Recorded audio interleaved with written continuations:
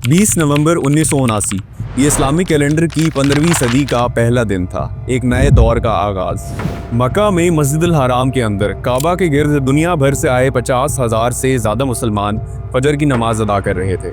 माहौल में एक सुकून था, लेकिन जैसे ही नमाज ख़त्म हुई, इस सुकून को चीरने वाली एक आवाज़ आई। ये गोलियों की आवाज़ थी।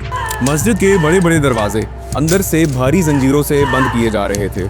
इससे पहले कि कोई कुछ समझ पाता, 600 आर्म्ड मिलिटेंट्स अपनी बंदूकें लेकर मस्जिद में हर तरफ फैल गए।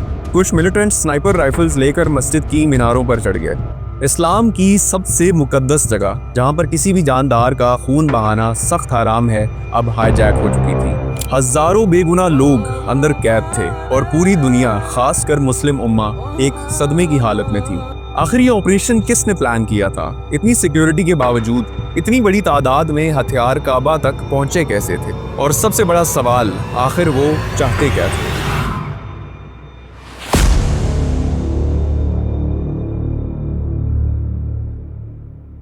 जब काबा में दाखिल होने वाले सारे दरवाजे बंद हो गए तो मस्जिद के स्पीकर से एक आवाज़ गूंजी। ये आवाज़ इस पूरे अटैक को प्लान करने वाले लीडर की थी, एक ऐसा शख्स जो सऊदी सिस्टम को अंदर से जानता था और अब उसी सिस्टम के खिलाफ लड़ने आया था।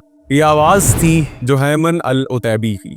जुहैमन अल-उतैबी सऊदी अरेबियन नेशनल गार्ड का एक फॉर्मर सिपाही था। सऊदी अरेबियन नेशनल गार्ड ये वो इंस्टीट्यूशन है जिसका मेन मकसद सऊदी रॉयल फैमिली की हिफाजत करना है। जुहैमन अल-उतैबी ने नेशनल गार्ड को छोड़कर अपनी तहरीक चलाने का रास्ता चुना। अपनी पुरकशिश पर्सनैलिटी और पुरजोश तकरीरों की वजह से उसने अपने साथ बहुत से फॉलोअर्स जमा कर लिए थे, जिनमें यूनिवर्सिटी के स्टूडेंट से लेकर बेदोइन कबाइल के लोग तक शामिल थे।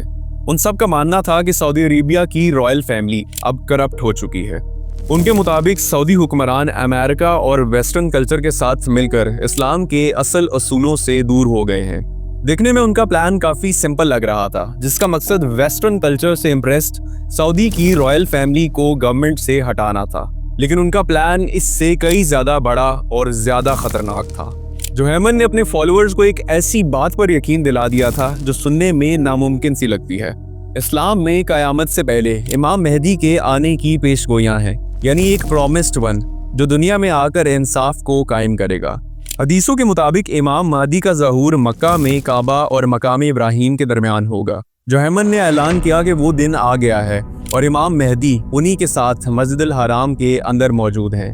जुहैमन ने अपने साले को मोहम्मद अब्दुल्ला अल कहतानी को दुनिया के सामने पेश किया और कहा कि यही इमाम मेहदी हैं। उनका प्लान था कि उस सुबह, उस नए इस्लामी सदी के पहले दिन, पूरी दुनिया के सामने मस्जिद हराम में मौजूद लोगों से इमाम मेहदी की बैत करवाई जाए। जुहैमन के इस ऐलान ने मस्जिद के अंदर एक अजीब सा माहौल पैदा कर दिया। कुछ लोग, खासकर नौजवान, उसकी पुरजोश तकरीर और महदी की मौजूदगी के दावे से मुतासिर होकर उसके साथ शामिल हो गए, जबकि हज़ारों दूसरे लोग खौफजदा और गैर यकीनी की हालत में काबा के गिर्द कैद थे। मस्जिद के बाहर सऊदी हुकूमत एक ऐसे क्राइसिस का सामना कर रही थी जिसके लिए वो बिल्कुल तैयार नहीं थे। ये सऊदी रॉयल फैमिली की दीनी और सियासी लेजिटिमेसी पर एक डायरेक्ट हमला था, लेकिन वो फौरन एक्शन नहीं ले सकते थे। उनके सामने दो बड़े, ऑलमोस्ट नामुमकिन चैलेंजेस थे। पहला चैलेंज था मिलिट्री चैलेंज। जुहैमन और उसके साथी कोई आम लोग नहीं थे। उनका लीडर जुहैमन नेशनल गार्ड का साबिक सिपाही था और उसने इस हमले की प्लानिंग कई महीनों से की हुई थी। उन्होंने मस्जिद हराम के नीचे बने हुए तय खानों में राशन, पानी और गोला बारूद के ज़खायर जमा कर लिए थे। वो लोग इस जगह को अंदर से जानते थे और उन्होंने इस जगह को एक नाकाबिले तस्खीर किले में तब्दील कर दिया था। दूसरा चैलेंज सबसे बड़ा और सबसे मुश्किल चैलेंज था। ये था रिलीजियस चैलेंज। इस्लाम का एक सबसे बुनियादी असूल है कि मस्जिद हराम के अंदर किसी भी किस्म की वायलेंस या खून खराबा सख्त हराम है। सऊदी अरेबिया का बादशाह, जो खादिमुल हरमैन अल शरीफैन यानी custodian of the two holy mosque का टाइटल रखता है, अपनी फौज को इस हॉलीएस्ट प्लेस पर गोलियां चलाने का हुक्म कैसे दे सकता था? ऐसा करने के लिए उन्हें मुल्क के सबसे बड़े स्कॉलर्स यानी उलमा काउंसिल से एक फतवा लेने की ज़रूरत थी और इस फतवे के इंतज़ार में कई दिन गुजर गए। दुनिया देख रही थी, मस्जिद के अंदर हज़ारों लोग कैद थे और सऊदी हुकूमत, दुनिया की सबसे अमीर और ताकतवर मुस्लिम कंट्रीज़ में से एक, अपनी ही मुकद्दस ज़मीन पर बेबस नज़र आ रही थी। वो एक ऐसी सिचुएशन में फंस चुके थे जिसका कोई आसान हल नहीं था। कई दिनों के इंतजार और बहस के बाद आखिरकार सऊदी अरेबिया के सीनियर मोस्ट स्कॉलर्स ने एक फतवा जारी किया انہوں نے اس سچویشن کو ایک انوکھا کیس قرار دیتے ہوئے مسجد الحرام کے اندر ویپنز استعمال کرنے کی اجازت دے دی۔ سعودی حکومت کو اب گرین لائٹ مل چکی تھی۔ انہوں نے اپنی ایلیٹ نیشنل گارڈ کو مسجد کو آزاد کروانے کا حکم دیا، لیکن پہلے چند حملے ہی بری طرح ناکام ہوئے۔ جوہیمن کے لڑاکا ملیٹنٹس جو پہلے سے ہی سنائپر پوزیشنز لے کر بیٹھے تھے، انہوں نے سعودی فوج کو بھاری نقصان پہنچایا۔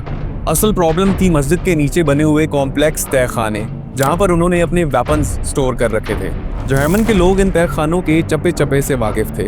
وہ نیچے چھپ جاتے، ایک جگہ سے دوسری جگہ موو کرتے اور پھر اچانک اوپر آ کر حملہ کر کے واپس غائب ہو جاتے۔ سعودی فوج کے لیے ان انڈر گراؤنڈ بیسمنٹس کو کلیئر کرنا ناممکن ثابت ہو رہا تھا۔ جب انہیں یہ احساس ہوا کہ وہ یہ جنگ خود نہیں جیت سکتے، تب سعودی حکومت نے ڈیسپریشن میں انٹرنیشنل مدد کے لیے کالز کی۔ انہوں نے 2 ملکوں سے رابطہ کیا۔ پہلا، انہوں نے فرانس کی elite anti terrorist unit GIGN سے ٹیکٹیکل ایڈوائس مانگی۔ دوسرا، انہوں نے ایک بردرلی مسلم کنٹری پاکستان سے ان کے سب سے ایلیٹ سولجرز بھیجنے کی ریکویسٹ کی۔ جواب میں پاکستان کے پریزیڈنٹ ضیاء الحق نے فوراً SSG یعنی اسپیشل سروسز گروپ کا ایک دستہ مکہ روانہ کیا۔ یہ پاکستان آرمی کے سب سے ایلیٹ اور سب سے ٹرینڈ سولجرز ہیں جو کلوز کوارٹر کامبیٹس میں دنیا بھر میں مشہور ہیں۔ اب ایک نیا جوائنٹ اسالٹ پلان بنایا گیا۔ فرینچ ایکسپرٹس نے ٹیکٹیکل ایڈوائس دی اور اس پلان کو انجام دینے کی سب سے امپورٹنٹ ذمہ داری سعودی فورسز کے ساتھ پاکستانی SSG کمانڈوز کو دی گئی، کیونکہ انہیں اس قسم کے high risk close quarter operations کا ایکسپیرینس تھا۔ اس پلان کے 2 حصے تھے۔ پہلے حصے میں ان کا مقصد تھا کہ جوہیمن کے ملیٹنٹس کی سب سے بڑی طاقت مسجد کے نیچے بنے ہوئے تہہ خانوں کو ان کی سب سے بڑی کمزوری بنا دیا جائے۔ انہوں نے مسجد الحرام کے صحن میں سوراخ کیے اور نیچے تہہ خانوں میں ہزاروں گیلنز پانی پمپ کرنا شروع کر دیا۔ اس کا مقصد ملیٹنٹس کو ان کے چھپنے کی جگہ سے باہر نکالنا اور ان کی موومنٹ کو ریسٹرکٹ کرنا تھا۔ اس کے ساتھ تہہ خانوں میں ٹیئر گیس بھی چھوڑی گئی تاکہ اندر موجود ملیٹنٹس میں کنفیوژن اور افراتفری پھیل جائے۔ یہ سب کرنے کے بعد اب اصل اسالٹ کا وقت تھا، یعنی اندر جا کر بیسمنٹس کو ملیٹنٹ سے کلیئر کرنے کا وقت آ گیا تھا۔ جب پانی اور گیس نے اندر کے حالات مشکل بنا دیے، تب زمین کے نیچے جانے کا مشن شروع ہوا۔ SSG کمانڈوز نے اس انتہائی خطرناک آپریشن کو لیڈ کیا۔ ان کا مشن تھا کہ وہ مسجد کے نیچے بنے ہوئے تہہ خانوں میں گھس کر ایک ایک کمرے کو جوہیمن کے ملیٹنٹ سے کلیئر کریں۔ SSG نے چھوٹی چھوٹی ٹیمز میں کام کرتے ہوئے احتیاط سے آگے بڑھنا شروع کیا۔ ہر کوریڈور اور کمرے کو 1 by 1 کلیئر کرتے گئے۔ کئی گھنٹوں کے اس شدید کلوز کامبیٹ کے بعد آخر کار جوہیمن کے ملیٹنٹس کا ڈیفنس ٹوٹ گیا۔ ان کا مہدی محمد عبداللہ القحطانی اس لڑائی کے دوران مارا گیا اور آخر میں اس آپریشن کا لیڈر جوہیمن العتیبی کو اس کے باقی بچے ہوئے 67 ساتھیوں کے ساتھ زندہ گرفتار کر لیا گیا۔ 2 ہفتوں کی اس خونی لڑائی کے بعد آخر کار مسجد الحرام آزاد ہو چکی تھی۔ جوہیمن العتیبی اور اس کے 67 بچے ہوئے ساتھیوں پر کیس چلایا گیا اور انہیں سرعام سزائے موت دی گئی۔ سعودی حکومت کے لیے بظاہر تو یہ بغاوت ختم ہو چکی تھی، لیکن اس واقعے نے انہیں اندر سے ہلا کر رکھ دیا تھا۔ انہیں احساس ہوا کہ ان کے اندر سے ہی ایک ایکسٹریمسٹ تحریک اٹھی تھی جو ان کی حکومت کے لیے ایک بڑا خطرہ تھی۔ اپنی دینی لیجیٹمیسی کو دوبارہ ثابت کرنے کے لیے انہوں نے پورے ملک میں ایک انتہائی سخت کنزرویٹو نظام نافذ کر دیا، بہت حد تک ویسا ہی نظام جس کی جوہیمن بات کرتا تھا۔ جوہیمن یہ لڑائی تو ہار گیا تھا، لیکن لگتا ایسا ہے کہ اس کی سوچ جیت گئی تھی۔